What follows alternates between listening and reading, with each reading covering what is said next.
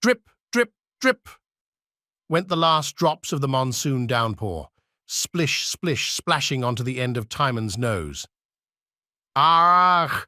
growled the meerkat, shaking his head as a droplet wiggled its way into his ear. "I'm wet, I'm cold, and I've had enough of all this travelling. It's about time we found somewhere proper to live, some place that we can call our own. A home, sweet home." Simba and Pumbaa, who were huddled together beneath an acacia tree, were in no better condition. They were also cold and wet, and feeling extremely miserable. "I don't mind the odd bit of water," snuffled Pumbaa, blowing his nose on Simba's fur. "Especially if it's mixed with lots of gooey mud. But all this rain has given me a bad cold." "Honk." "So I've noticed," muttered Simba, quickly pushing Pumbaa away. "But you don't really want to settle down, do you? I love traveling. We see lots of new things all the time, and we're always meeting new animals. And we've never got anything to eat. Our feet are always aching. Our fur is always smelly," argued Timon, counting out his list of complaints on his fingers. "I reckon we should find ourselves a proper home and live in it." "Me too," spluttered Pumbaa, sneezing his loudest yet and causing Timon and Simba to dive for cover. "I've had enough of travelling. I'm not going to step another walk, so there." Once Simba had worked out what Pumbaa was talking about. The warthog did have a habit of getting his words muddled up. He gave a sheepish smile. "Okay, guys, it looks as if I'm outvoted," he said, holding up his paws in defeat. "I'll do whatever you want, but the question is still, where are we going to live?" Pumbaa jumped up and ran to a large hole that was filled with water and sticky mud. "Let's live in a big mud hole," he yelled, happily diving into the hole head first. Splash! This time, Simba and Timon were too slow in finding cover, and they were knocked off their feet by a huge, wave-like dollop of mud. Splat! While Pumbaa did the backstroker through the mud, thoroughly enjoying himself. Timon gave him a dirty look. Since Timon was now covered from head to toes in mud, this was quite an easy thing to do. "No way, no how," growled the meerkat. "There's simply no chance that I would ever live in a mud hole." Looking at his muddy fur, he added, "Thanks to you, Pumbaa, I've already lost my good looks." Pumbaa stopped swimming and looked at his friend, puzzled. "That's strange," he said, pulling himself out of the hole. "I didn't know you had any good looks, but don't worry. If you've lost your looks, I'll soon find them for you. Just, you wait there." Grunting contentedly, the warthog waddled off into the undergrowth to search for Timon's misplaced looks. Simba, who was trying very hard not to laugh, said, "Pumbaa might not be the very brightest of animals, but he's certainly one of the funniest." "Yeah, a laugh a minute," Timon muttered under his breath, while trying to pull thick globs of drying mud from his fur. "Oh, well, I guess I really ought to be grateful. I might be covered in mud, but at least Pumbaa hasn't tripped over and fallen on top of me today." If Timon had known what was to come, he might not have been so happy. But, in a way, it was Timon's own fault, for it was he who came up with the idea that the friends should all live in a hole under the ground. "Pangolins do it, jerboas do it, even little bee-eaters do it." Timon crooned, bursting into a song and dance routine. "Let's do it. Let's live in a hole in the ground, yeah." "I'm not at all sure," said Simba, peering into a dark burrow Timon had found at the bottom of a grassy mound. But Timon insisted, saying, "At least we'd be out of the cold and wet, and any hungry leopard looking for a snack isn't going to be able to put the bite on us." Pumbaa, who liked the general idea of living in a hole, even if it wasn't actually a mud hole, decided to be the first person to move in. "Mind your backs," he snorted, charging at the hole. "Last one in is a smelly hyena." With a loud thump, he leapt into the burrow and disappeared. Well, one half of him did. The other, rather fatter half of him, became wedged outside. Pumbaa pushed and pulled to try and free himself, but it was no use. With his legs wiggling in the air, he couldn't move. He was well and truly stuck. Guys, could you perhaps, please, help me get free?" echoed the warthog's worried and muffled voice from under the ground. "Preferably before a huge worm gets wasted by wiggling up my nose instead of into my mouth." Timon shook his head in despair. "Sheesh! What a moron! What a ham-brain!" He slapped Pumbaa's rump to let him know how annoyed he was. "I find us the perfect home, and in 2 seconds he's blocked the entrance. I say, leave him there.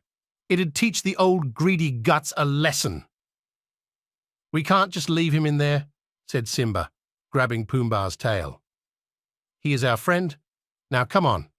Timon, help me to pull him out." So, with Simba pulling on Pumbaa's tail and Timon helping him, they tugged and they heaved and tugged until, all of a sudden, Pumbaa slipped free, the bulky beast tumbled backwards and landed with a splat on top of the astonished Timon. "I don't believe it," groaned the meerkat, lying flat out on the ground beneath the heavy warthog. "And to think, I almost got through a whole day without being flattened." Timon let out a deep sigh. "I've a strong feeling that this finding a home lark isn't going to be as easy as I'd thought." Simba, Timon and Pumbaa had been trying to find themselves a new home to live in. Evening fell with a sudden bump on the African plains, and so too did a baby bat. The tiny creature had somehow managed to drop from its roosting place beneath the nest of some weaver finches. He landed with a gentle plop onto the head of a very surprised Simba. "Help! The sky is falling in," yelped Simba, before the bat slipped down his head and grasped firmly onto the end of his nose. Timon laughed. "I think you've found a new friend, Simba." The meerkat looked up at the weaver finch's nest that was hanging from the branch of a tall tree. He muttered thoughtfully. "Now why on earth didn't we think of that?" "Think of what?" asked Pumbaa, who was sniffing at the bat to see if it was carrying anything tasty to eat. Timon gave a huge grin. "Why, making our home in a nest in the trees, of course," he exclaimed. Simba, who was having great difficulty keeping the baby bat balanced on his nose, gave a low groan at this idea. "Do we really have to?" he sighed. "You and Pumbaa might want to make a home for yourselves, but I'd sooner keep traveling. It's much more fun. Anyway," he added quickly, "lions and warthogs don't live in trees." "Nor do meerkats," said Timon, "but who says we can't be the first?" "And you did agree to find a home with us," piped up Pumbaa. In fact, Simba hadn't actually agreed to the idea. It had been more a case of being outvoted by his two friends. They were tired of being hungry, wet, and chased by larger animals. Before Simba could remind them of that, a large black shape flitted past his head. It was a female bat, searching for her missing baby. "There you are," she squeaked happily when she saw the baby on Simba's nose. "I thought you'd become someone's breakfast." Lifting up the baby bat in her claws, she flew back to the nest. She then returned to thank Simba for looking after her child. "You're so kind," she squeaked as she wove through the air, enjoying a hearty meal of insects. She used her echolocation skills to seek them out, then her wings to scoop them into her tail membrane. "If there is anything I can ever do for you—" At this, Timon piped up. "Well, we were thinking of making a home for ourselves in your tree.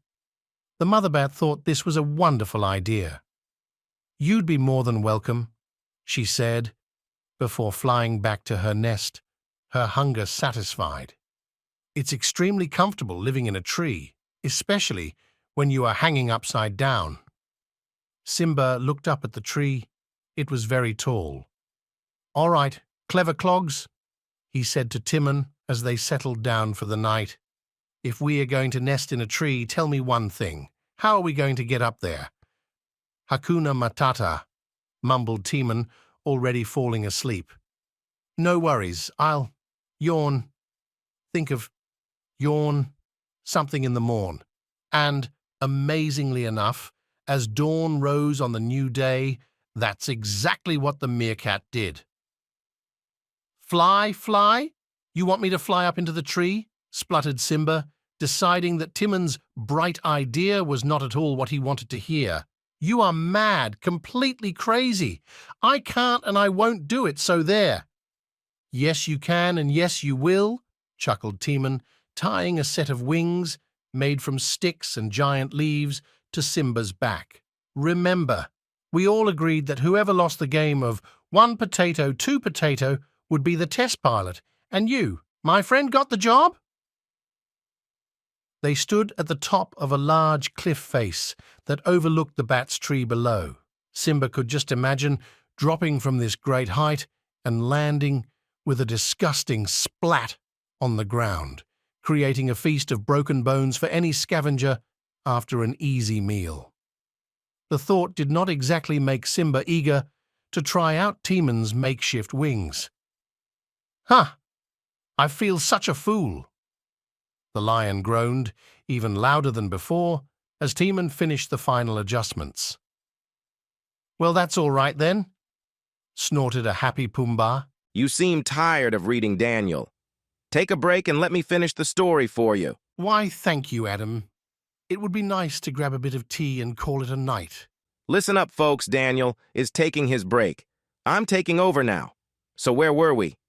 Ah, that's it right there. Okay, let's begin. Because you really do look like a fool, too.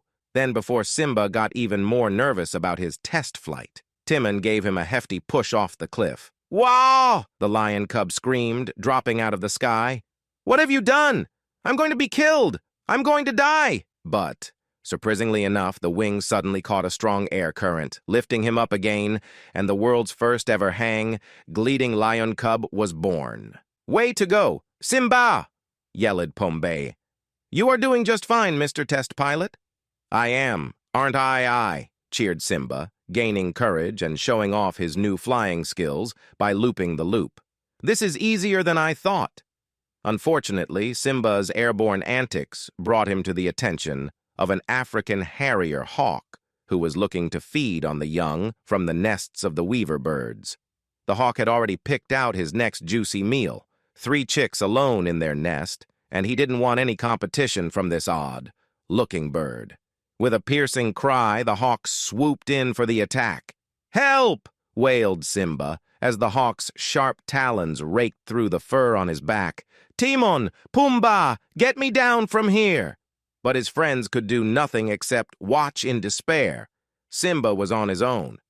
"You don't scare me!" the cub growled, as the great hawk swooped down for a second time. "Have a taste of lion claws!" Whack! Simba's claws ripped into the bird's chest, causing it to screech loudly in pain. With a flurry of feathers and fur, the hawk flew off, but not before he had torn the wings from Simba's back. "Yarg!" cried the cub, dropping like a stone from a great height. "This really is the end. I'm done for." But luckily, the wingless test pilot had a soft landing, right on top of poor Timon. "Ugh!" gasped Timon, flattened for the second time in as many days. He picked himself up, dusted himself down, and declared, "This is getting to be a habit. You know, maybe living in a tree is not for the likes of us after all." Simba, Timon, and Pumbaa were still looking for a home which they could really call their own. "Okay," muttered Timon, dusting himself down after being flattened by Simba, who, against his better judgment, had tried flying like a bird and had failed miserably. "So mud holes, nests in trees, and holes in the ground are OUT. So, where can we live?" asked the meerkat. "You can live with me in my mother's herd," said a braying voice behind him. It was a young zebra who had been watching Simba and Timon's antics with much amusement. I think it would be a great laugh to live with you. You're all so funny. The zebra, whose name was Stripey, led the friends to where a herd of zebra were drinking from a waterhole. Stripey's mother was more than happy to welcome the newcomers into her home, as there was plenty of room. Our home stretches from bushland to river, she said, and we have lots of friends, giraffes and antelopes, flamingos and gazelles. I think you'll enjoy living with us. And she was right. It wasn't long before Simba, Pumbaa, and Timon were used to waking at dawn to follow the zebra as they traveled through their territory. They learned how the zebra fed on grass and leaves, although Pumbaa still insisted that bugs and worms were much more tasty, and little Stripey introduced them to the giraffes, who fed on leaves, buds, and fruits from the tall acacia trees. "This is great!" chuckled Simba, as he and Timon were lifted high into the air on top of the giraffes' heads. "I can see everything from up here." "Yeah," agreed Timon, sliding down the giraffe's neck to land on Stripey's back. "Stripey and his herd are great to live with." "For once, Timon, you have the right idea," said Simba, following his friend to ground level. "Maybe it really is the right time to settle down and make a home for ourselves with the zebra herd. After all, what could possibly go wrong?" 3 pairs of bright yellow eyes peering out from the bushes could have answered Simba's question. A trio of cheetahs, their spotted coats camouflaging them, were on the prowl. They were hungry and had planned to have a zebra for their meal. As usual, they'd picked out their prey, the weakest and most defenseless zebra they could find, and they had chosen Stripey. Crawling through the thick brush and undergrowth, as silent as shadows, the cheetahs drew closer and closer to their prey. At the edge of the zebra herd, Stripey's mum sniffed the air. "There's someone here," she whispered urgently to her family. "I can smell their scent, and it's not the scent of a friend." She noticed that the giraffes were craning their necks and looking around nervously. They could smell danger, too. Suddenly, Simba, who had again climbed onto a giraffe's head to get a better view, gave a worried shout. "Hey, there's something moving about in the bushes over there." Realizing that they had been discovered, the cheetahs attacked.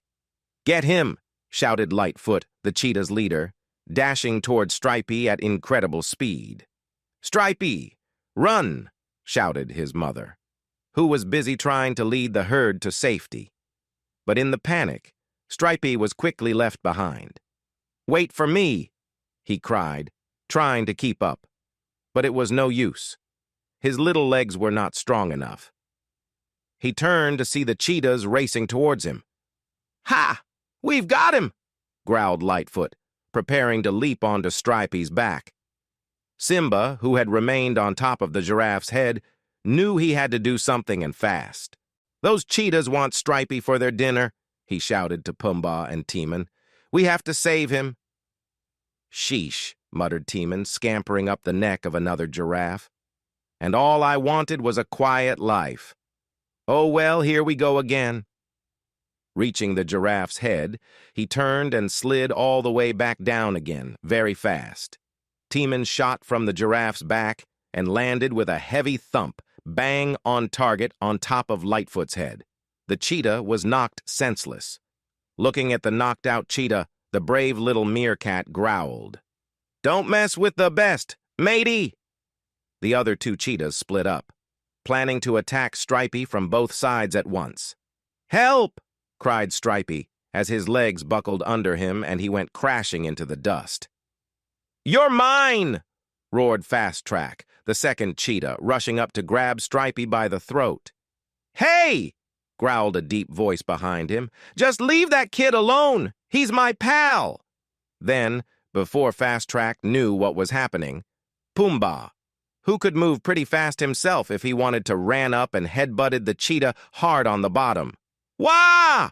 cried Fast Track, speeding up even more. Unable to stop, he went crashing into a tree, which only left Speedy, the last cheetah. When he saw Pumbaa bring down Fast Track, he decided on a warthog lunch instead of zebra. "You're mine!" snarled the cheetah, skidding in a half circle and racing after Pumbaa. But as fast as Pumbaa was, Speedy would always be faster. In a few swift strides, he caught up with the warthog, and then came to a sudden stop. Simba had caught him by the tail and was holding on tight, refusing to let go. "Grr! Get off me!" snarled Speedy as he spun round, faster and faster, trying to shake Simba off. "Never!" gasped Simba, holding on for dear life. All this spinning was making him dizzy, but not as dizzy as Speedy, who suddenly collapsed on the ground, quite unable to stand up straight for a second longer. "Hooray! You saved me!" cheered Stripey, running up to his friends. "Now let's find my mum. She'll be ever so worried." Once the scattered herd had been gathered, and Stripey had found his mother, Timon and Pumbaa, decided that perhaps they wouldn't settle down with the herd after all. "I'd never be able to sleep.